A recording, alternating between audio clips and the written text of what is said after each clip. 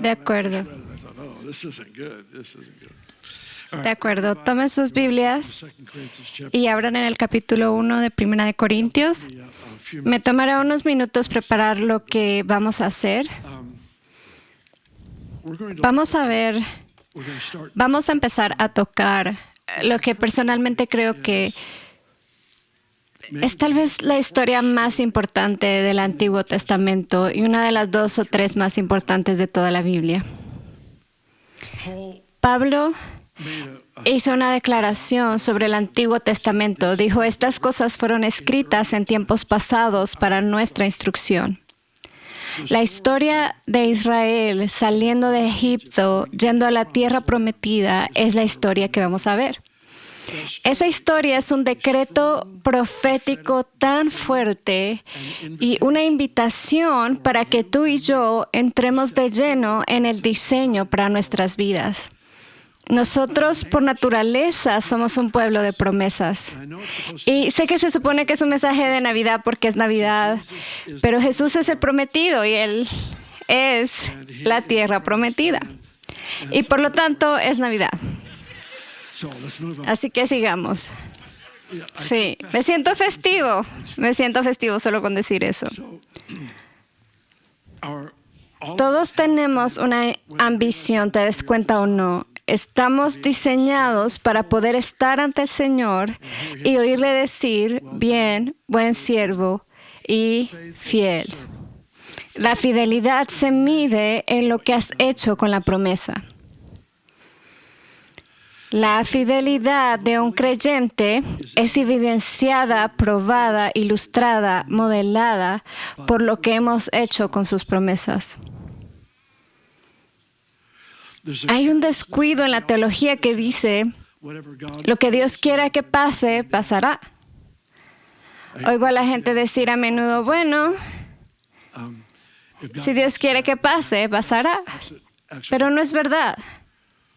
La Biblia dice, Dios no quiere que nadie perezca, pero la gente está pereciendo. Hay 2 aspectos de la voluntad de Dios y no quiero exagerar nuestro papel, pero tampoco quiero subestimarlo. Es difícil encontrar el equilibrio adecuado. Déjame intentarlo. La Escritura deja claro que algunas cosas que Dios quiere que pasen van a pasar sin tu obediencia, sin que tú estés de acuerdo.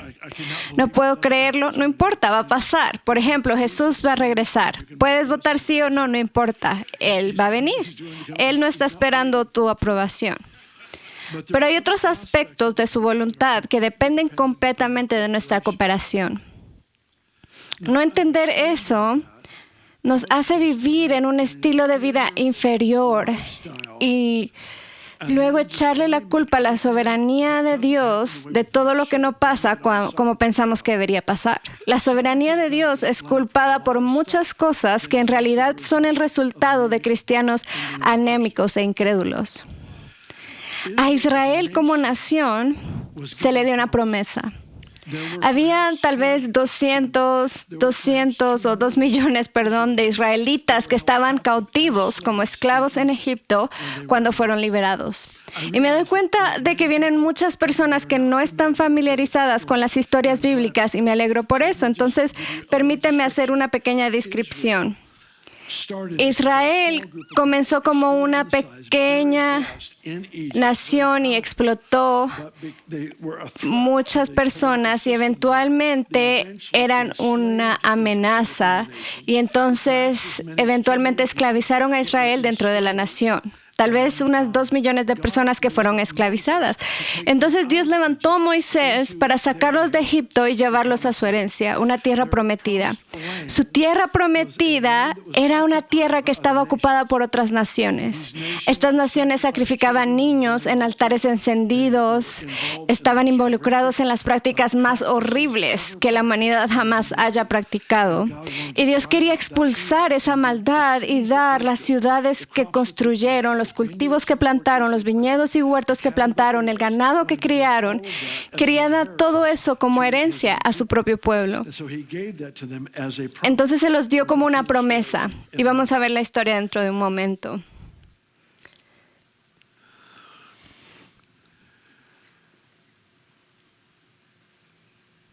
Los 2 millones de personas que recibieron la promesa no la heredaron.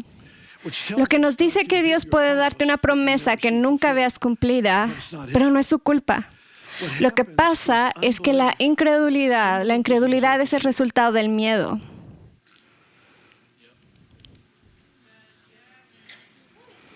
El miedo es un maestro horrible. Esto es lo que pasa con el miedo. El miedo y la humildad nunca trabajan juntos. El miedo y la humillación, sí. Y lo loco del miedo y la humillación es que la gente lo interpreta como humildad, porque se sienten menos acerca de sí mismos, no tienen la esperanza que una vez tuvieron, y esa posición abatida en realidad se traduce como una postura sumisa ante el Señor. El miedo se disfraza de sabiduría.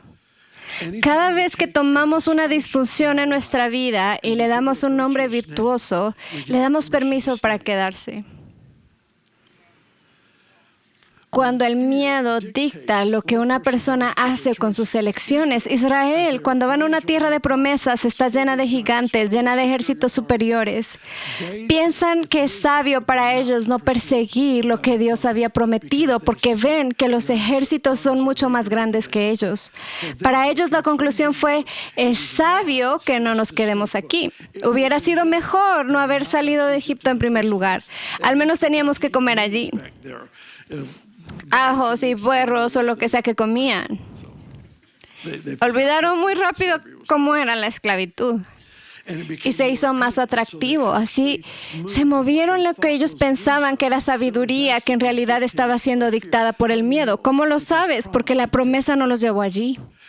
¿A dónde vas en tu vida que la promesa no te está llevando? Cualquier área de nuestra vida a la que no nos esté llevando una promesa, nos está llevando el miedo.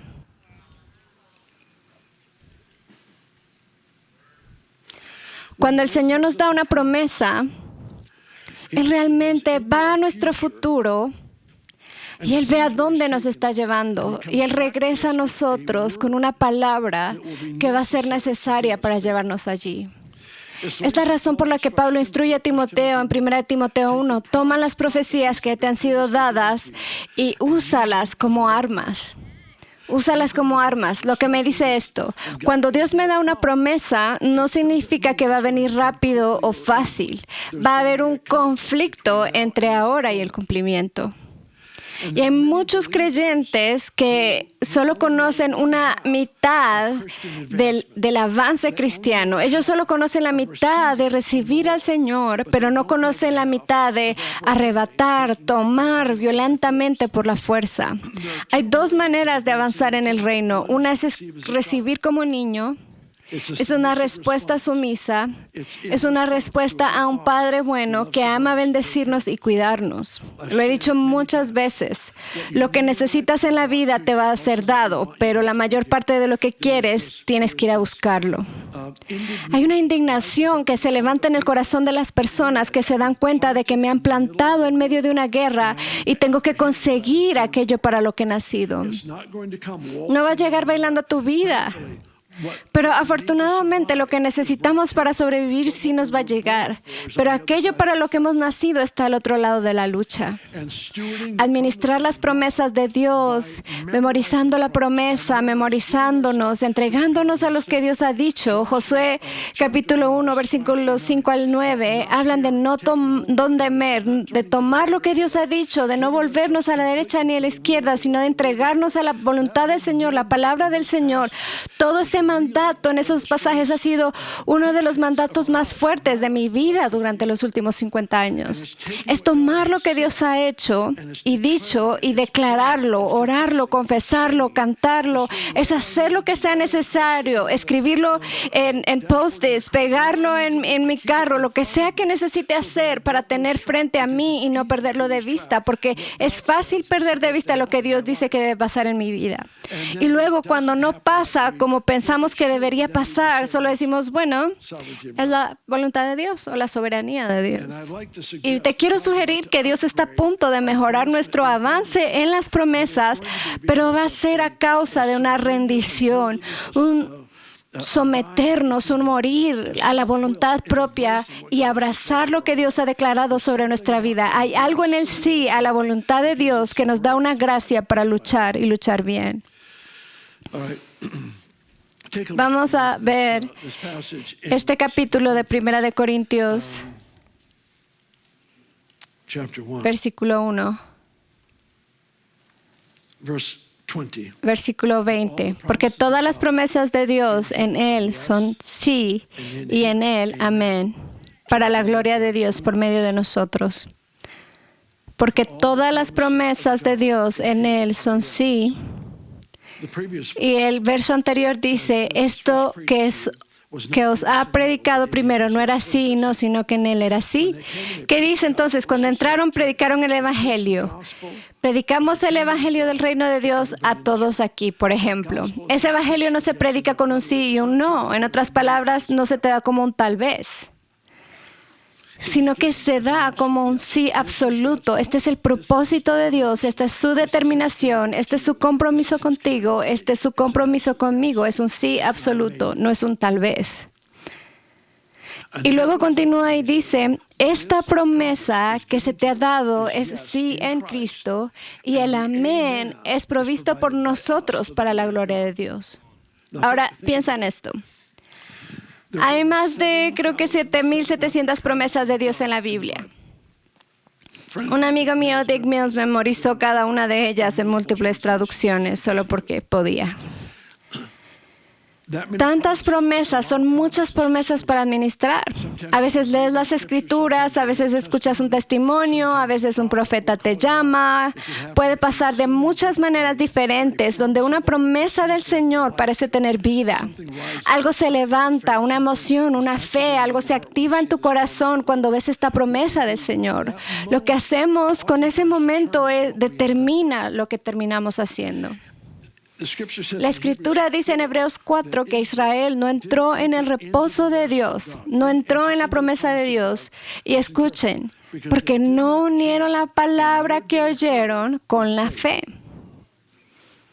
No escucharon la palabra del Señor y la unieron con fe. Oyeron la palabra del Señor y la unieron con el temor y dijeron, no hay gigantes. No, hay gigantes en la tierra. Tomaron la palabra del Señor y dijeron, no, eso no puede ser, porque mira nuestra condición, mira lo que está pasando. No hay manera que podamos derrotar a este enemigo.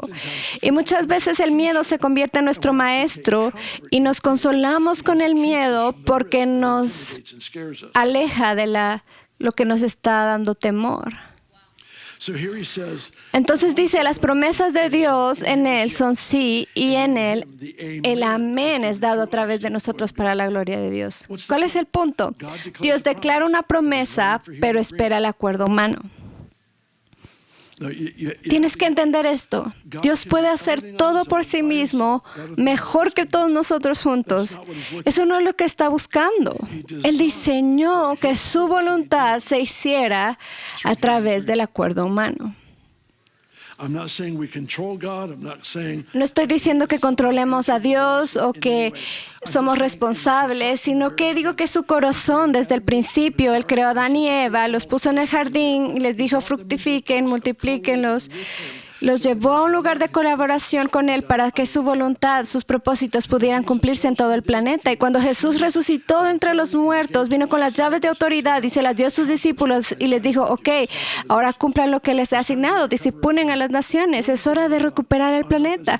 ¿Cuál es la voluntad de Dios? Así en la tierra como en el cielo. ¿Cuál es la voluntad de Dios? Derramaré mi espíritu sobre toda carne. No dijo una representación simbólica de cada tribu. ¿Cuál es la voluntad de Dios? Y la gloria del Señor llenará la tierra como el agua cubre el mar. Vean, el diseño y el plan del Señor es mucho más grande de lo que cada uno de nosotros podría imaginar y ser capaz de explicar. En su mayor parte, como el cuerpo de Cristo, tenemos mucha más fe en el regreso del Señor que en el poder del Evangelio. Si nuestra fe estuviera en el poder del Evangelio, no estaríamos esperando que Jesús volviera para rescatarnos, sino que sería el broche de oro de una iglesia victoriosa. El Evangelio es suficiente para transformar una vida individual y por lo tanto es suficiente para transformar una familia, una ciudad, es suficiente para transformar una nación. El punto es, el poder del Evangelio es suficiente. No vuelve para morir de nuevo, para mejorar lo que es posible en nuestra vida. La cruz es suficiente. Ahora, en eso está la promesa de Dios para que vivamos una vida plena. No es una vida plena en el sentido de barcos y aviones y mansiones. No estoy hablando de eso. Hablo de aquello para lo que hemos nacido. La tierra prometida es en realidad una representación de nosotros entrando de lleno a aquello para lo que nacimos, por lo que estamos vivos. ¿Sabías que fuimos diseñados para trabajar? Pero no se suponía que el trabajo surgiera del estrés. Fuimos diseñados para crear. Fuimos diseñados para ser productivos. Todo acerca de este recorrido de Dios para su pueblo era que Él los estaba llevando al lugar de productividad, de fructificación, de incremento, que su labor sería respirada por Dios y tendría un efecto literalmente en las naciones circundantes.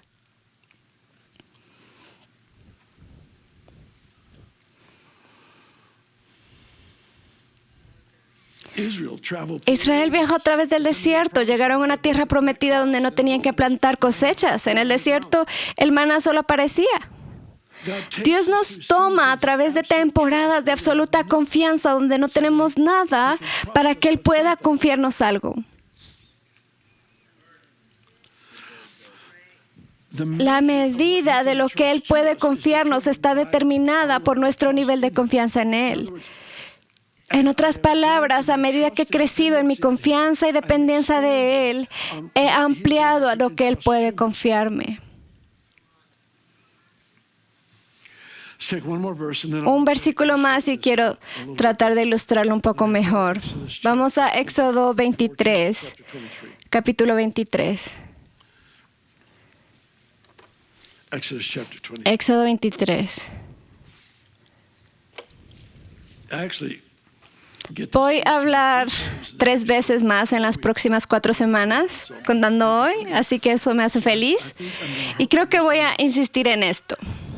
Voy a seguir pateando este caballo hasta que vuelva a la vida.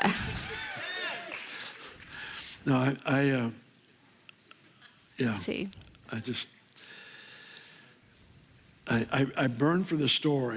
Estoy ardiendo por esta historia desde que puedo recordar en los últimos 50 años. Sigo volviendo a esto y voy a tratar de ilustrarlo en un minuto. Sigamos. Versículo 27 de Éxodo 23. Enviaré mi temor delante de ti, causaré confusión entre todos los pueblos a los que llegues y haré que todos tus enemigos te den la espalda. Y enviaré delante de ti avispones que echarán delante de ti al Heveo, al Cananeo y al Eteo.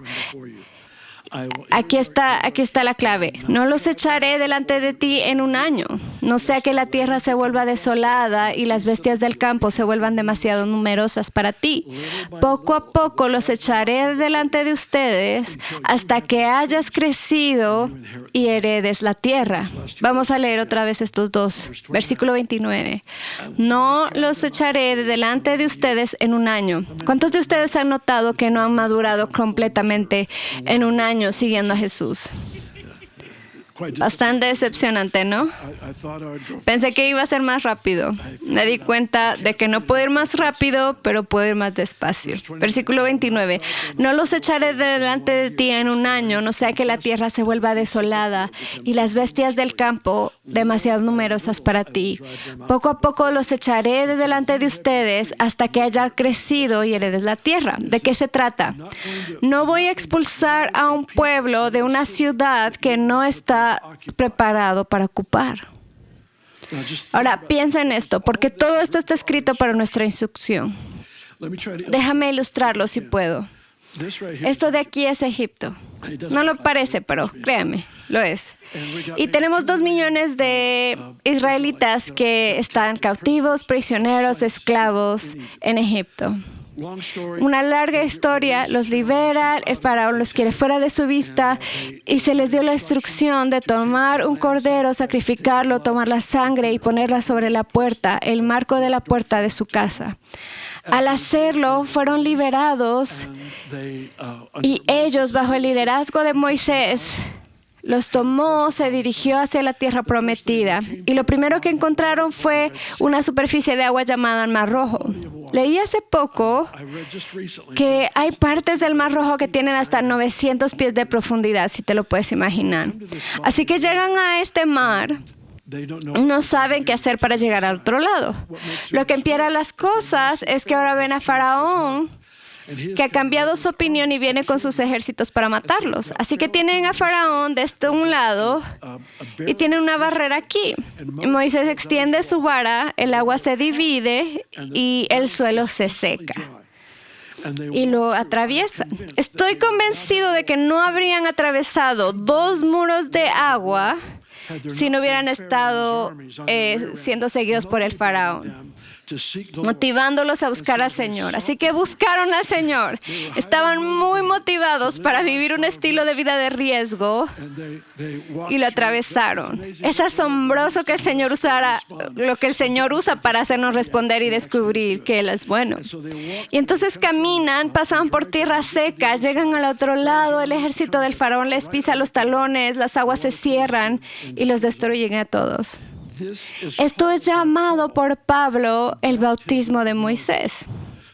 ¿Qué tenemos aquí? Tenemos la sangre de un cordero que libera del cautiverio y lo primero que vienen es a un bautismo de agua, ser bautizado.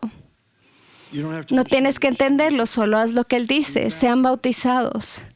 Y en ese bautismo ellos salen al otro lado y ahora están comenzando lo que pudo haber sido un viaje de 11 días a su tierra de promesas. Y terminaron siendo 40 años debido a su rebelión. Y la rebelión se midió, escúchenme, se midió por su falta de voluntad de unir la fe con la palabra que Dios les dio.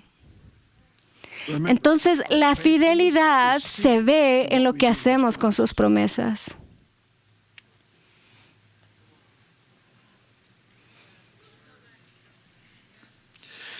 Esta vida de entrar en una tierra prometida no es una imagen profética de ir al cielo. Es un cuadro de vivir en un estilo de vida del reino en esta tierra, en este cuerpo, como humanos limitados y restringidos en cualquier medida que seamos, viviendo el estilo de vida del reino que Jesús modeló para nosotros. Jesús es el prometido, lo sabemos, pero Él nos mostró nuestra herencia. Todo lo que Él hizo, lo modeló para nosotros, para mostrarnos lo que estaba disponible para todos los que estaban en Cristo. Él ilustró la herencia. Él ilustró que Él es la persona llamada Tierra Prometida. Cuando tienes un vecino que vive bajo tormento y está tan agobiado y preocupado por ellos y ves la angustia mental bajo la que viven y pones tu corazón en buscar al Señor por una unción para ver un rompimiento y ayunas y oras y clamas a Dios, lees las Escrituras, estudias, oras, meditas y oras por este prójimo, con el tiempo tienes la oportunidad de orar por ellos y ves a Dios sanarlos y traerlos a una mente sana. Entonces acabas de recibir tu herencia. La unción para liberar a los cautivos es parte de tu herencia. Debes ser perseguido. No siempre te la traen y te la ponen en tu regazo. Afortunadamente hay algunas cosas que vienen de esa manera, pero mucho de lo que anhelamos tiene que ser perseguido. Así que Israel ahora pasa por este bautismo de agua y ellos vienen antes de ir a la tierra prometida y hay un río. El Espíritu Santo es referido como un río en el capítulo 7 de Juan. Así que me gustaría sugerirte que tienen que pasar por un segundo bautismo. Y ese bautismo no es un cuerpo de agua quieto, es un río, es un bautismo del Espíritu. Recuerdan, estas cosas no fueron escritas en tiempos pasados para nuestra instrucción. Dios está tratando de darnos entendimiento en cuanto a los principios y procesos para que entrenemos plenamente nuestro diseño. ¿Por qué fuimos criados? ¿Por qué estamos vivos? ¿Por qué Él nos ha permitido vivir en un tiempo como este? Entonces llegaron a esta segunda extensión de agua, 2 tribus y media viven del lado salvaje porque la tierra era adecuada para su don, para su llamado, para lo que sentían que debían hacer. Eran buenos con el ganado. La tierra era perfectamente adecuada. Entonces eligieron vivir, 2 tribus y media de 12, eligieron vivir en el lado salvaje del río. 9 tribus y media pasaron y vivieron del otro lado. Israel fue dividido por un río. La iglesia está dividida por un río. El cuerpo de Cristo tiene gente viviendo en ambos lados de este río llamado Espíritu Santo. A ambos se les requería ir a la guerra y pelear por los del otro lado del río. No se les permitió establecer sus propios campamentos, su propio propósito o independencia, sino que estaban obligados a luchar unos por otros. Así que aquí está Israel. Llegan a la orilla de este río y las aguas se separan una vez más y pasan a lo que se llama la tierra prometida. Lo que pasa con muchos creyentes es que pasamos por este bautismo, un bautismo del Espíritu Santo. Hablamos en lenguas, oramos en lenguas, lo cual no puedo enfatizar demasiado. Es un don glorioso que Dios nos da para traer fuerza y orar oraciones efectivas y poderosas. Pero muchos cristianos vienen a este lado del bautismo, por así decirlo, y pasan toda su vida en las orillas de este río orando en lenguas, sin darse cuenta que ese bautismo era para darles acceso a una herencia, a tomar territorio. No era solo para que yo fuera consolado. Era para que yo fuera consolado, para que tuviera la confianza y la fe, para apresar esta unción, para liberar a los enfermos, esta unción para restaurar familias rotas, esa unción para establecer negocios que prosperen y bendigan comunidades enteras, esa unción que Dios ha abierto para nosotros. Él nos da acceso a estas cosas a través de la promesa. Y la Biblia está llena de estas cosas. De principio a fin está llena, página tras página tras página, porque Él es un buen Padre.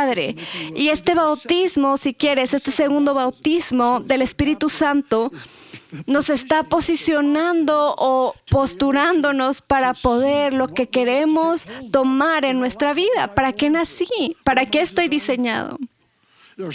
Hay tantas personas que tienen una gran unción evangelística, pero dicen, bueno, es que tengo el don de sanidad, no tengo el don de sanidad, pero adivina, lo necesitas para hacer el evangelismo.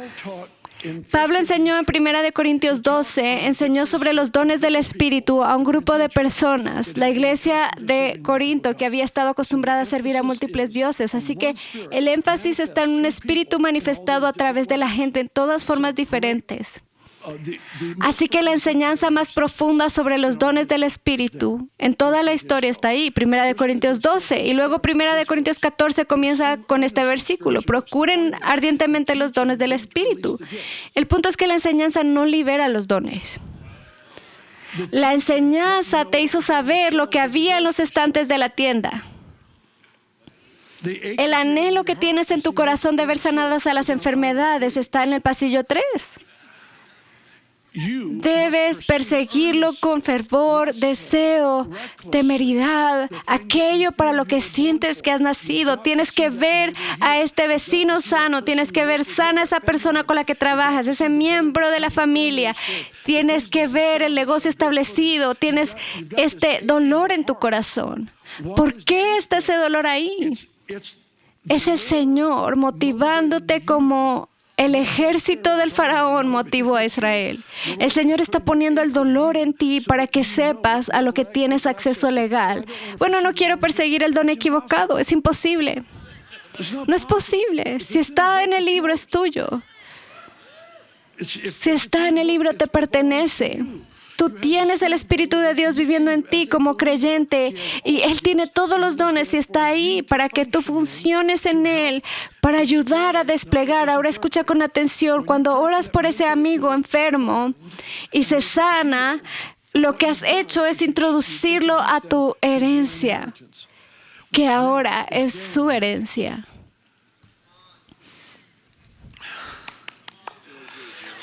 Para aquellos de ustedes que tienen una crisis, una tragedia en criar un niño o una situación difícil y caminas a través de esta temporada y tomas esas promesas de Dios y clamas al Señor, pasas tiempo con Él y ves esa sanidad de ese niño, esa condición rota que los devastó tanto, los ves salir, adivina qué, esa es tu herencia. Ahora puedes darla.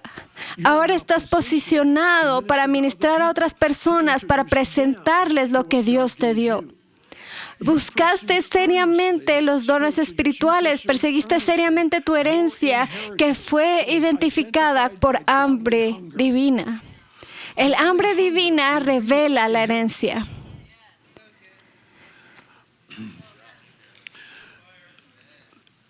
El hambre divina es la razón por la que Jesús dice 4 veces en 3 capítulos, todo lo que pidan se los daré. Él está reconociendo, el Padre va a encender una pasión en ti por algo.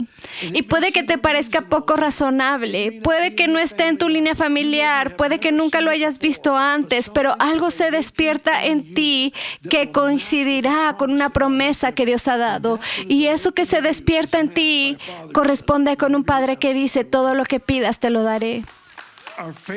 Nuestra fidelidad se mide por lo que hacemos con las promesas de Dios. Y todo este concepto de la tierra prometida realmente se encuentra en la persona de Jesús. ¿Tiene sentido? Lo tiene. Él es la teología perfecta.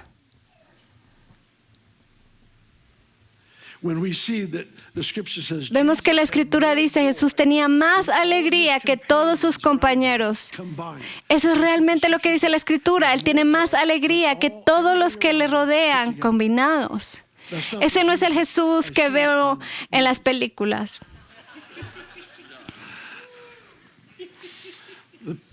El Jesús que veo en las películas es más como Spock. Pero las Escrituras lo describen. ¿Puedo decirlo? La Escritura lo describe viviendo en la atmósfera del cielo, que es una atmósfera de alegría. Ha recibido una promesa. Vive en la realidad de esa promesa. Incluso antes de la cruz, Él vive en la realidad de esa promesa. Y Él está ilustrando lo que tú y yo tenemos el derecho legal de anhelar. Pero es sabiduría darme cuenta de que tengo la capacidad de anhelar, perseguir, soñar y orar por el rompimiento masivo. Pero también necesito la sabiduría para saber que la mayoría de las veces es poco a poco. Es un avance progresivo en todas las cosas del reino. No sé si eso tiene sentido para ti. Permíteme ponerlo de esta manera. La iglesia, en el libro de los Hechos, son 50 días entre la muerte y la resurrección de Cristo y el Pentecostés. Pentecostés es el gran derramamiento del Espíritu Santo. Jesús apareció y reapareció por 40 días, lo que deja 10 días. 10 días que los 120 pasaron juntos, orando, buscando a Dios. Este era un grupo de personas. Los 11 discípulos restantes no podían alejarse 20 pies de Jesús sin competir entre ellos y discutir sobre quién era el más grande. Así que cuando 120 de ellos estuvieron juntos en una sala de oración durante 10 días y dice que estaban unánimes, ese es el primer milagro. Ese es el primer milagro. Tienes que imaginarte 120 de ellos en una bendición orando por 10 días. Tenían que, de verdad, ponerse de acuerdo en algunas cosas. Tenían que ponerse de acuerdo.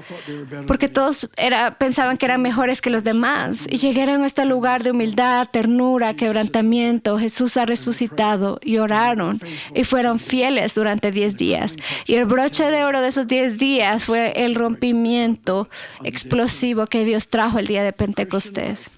La vida cristiana es fidelidad, fidelidad, fidelidad, coronada por un avance explosivo, seguido por fidelidad, fidelidad, fidelidad, coronada por un toque explosivo de Dios. Todos queremos ese toque explosivo, pero es la fidelidad la que prepara el escenario.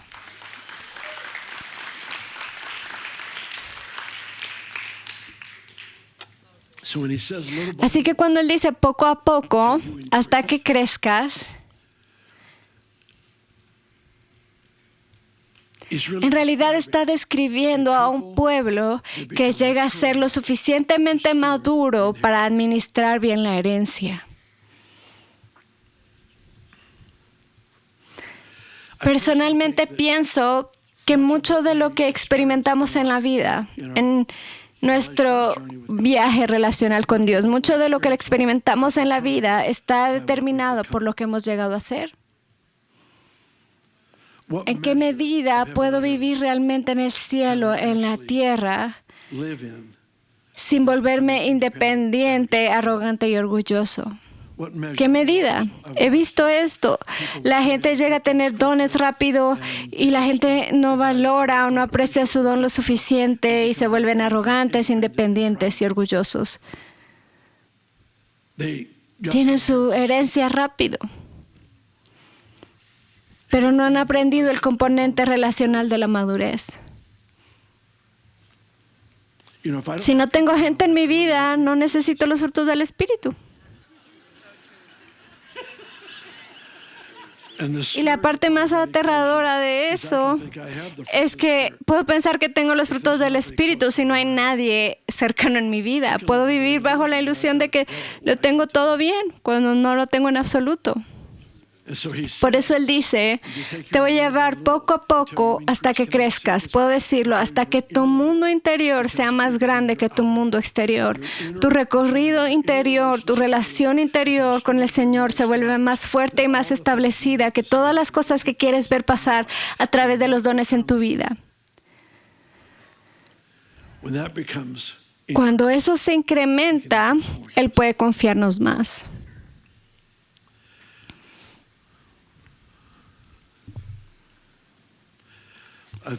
Creo que la Biblia es bastante clara al decir que nunca se nos ha pasado por la cabeza lo que Él tiene pensado para nosotros. Y tiene sentido cuando se habla del cielo, pero ese no es el contexto es aquí, ahora. El contexto para ese tipo de promesa no tendría un valor tan impactante si solo fuera con el cielo, pero tiene mucho valor cuando descubrimos que esa es su intención para mí. Ahora, hoy, en esta vida. Desarrollar la confianza es lo que me capacita para que se me confíe algo. La medida en que confío en Él en situaciones desafiantes es la medida en que Él puede confiar en mí con responsabilidad, con unción, con llamado, con asignaciones. Y entonces Él está trabajando constantemente para medirnos, para ver qué podemos llevar fielmente. Y de nuevo, la fidelidad se mide por lo que hacemos con sus promesas.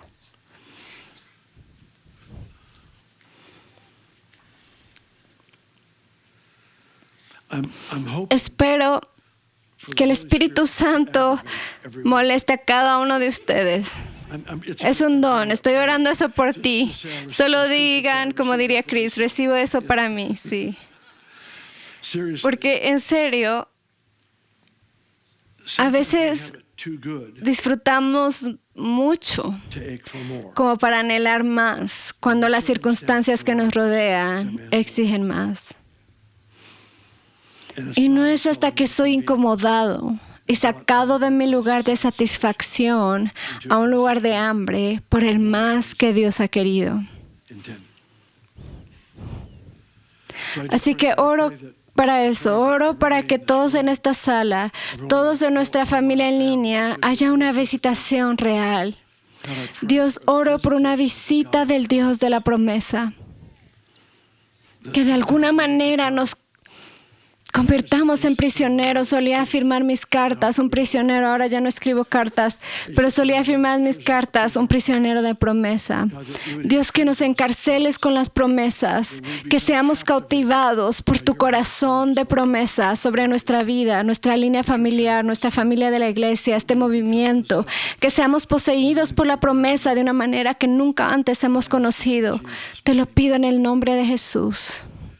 Y también, antes de terminar el servicio, quiero preguntar si hay alguien en esta sala que diga, ¿sabes qué? No sé lo que es ser perdonado por Dios. No sé lo que es que el Espíritu Santo me cambie de adentro hacia afuera, que se establezca en mí y me convierta en una persona diferente. No sé lo que es despertarse por la mañana con un propósito y un sentido de promesa, pero lo quiero. Quiero seguir a este Jesús. Si ese eres tú, si hay alguien en esta sala que diga, ese soy yo, quiero seguir a Jesús, no sabes qué es tener una relación con Él, pero quieres, levanta la mano. Rápidamente, quiero asegurarme, justo aquí, increíble. ¿Alguien más? ¿Alguien más aquí? Gracias, Señor, te damos gracias por esto. El Evangelio de Jesucristo es una buena noticia. Es el hecho de que realmente Jesús tomó nuestro lugar, recibiendo el castigo por nuestro pecado para que pudiéramos entrar en ese lugar de vida eterna. Te invito a volver tu corazón al Señor Jesús y decir, te recibo como mi Señor y Salvador. Me aparto de cada área de mi vida que no te honra y viviré intencionalmente para servirte, honrarte y celebrar quién eres como mi Señor y Salvador.